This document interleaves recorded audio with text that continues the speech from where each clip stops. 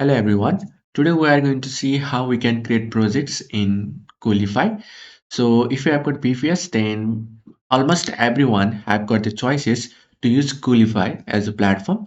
So if you want to create project in Coolify, you have to click on projects in the sidebar, and after that you will see some list of project if your company have done already, or you might see this empty if you haven't added any kind of projects. So if you want to add project, at the top you can see add button, click on that, and after that give a name of your project, like I will give the same name, your goal project.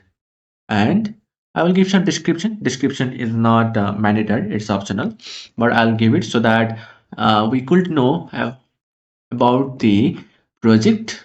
It gives a clear idea about what kind of project it is that has been hosted over this project, or what kind of services, or what kind of things, or what kind of tools are hosted over here. So this is a cool project where we are going to learn a lot of things. So after you have done this one, click on continue. So your project will be created. After that, it will take some time.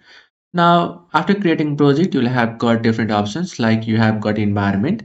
So by default, we have got production environment. Same like that, you might have different environment, like you might have development, you might have testing environment, or similar like that. So if you want to add environment, then you can click on add, and then after that you can type the name of environment. So I will click development, then after that, click on save, and your environment will be saved over here. So you have got development, you have got production environment.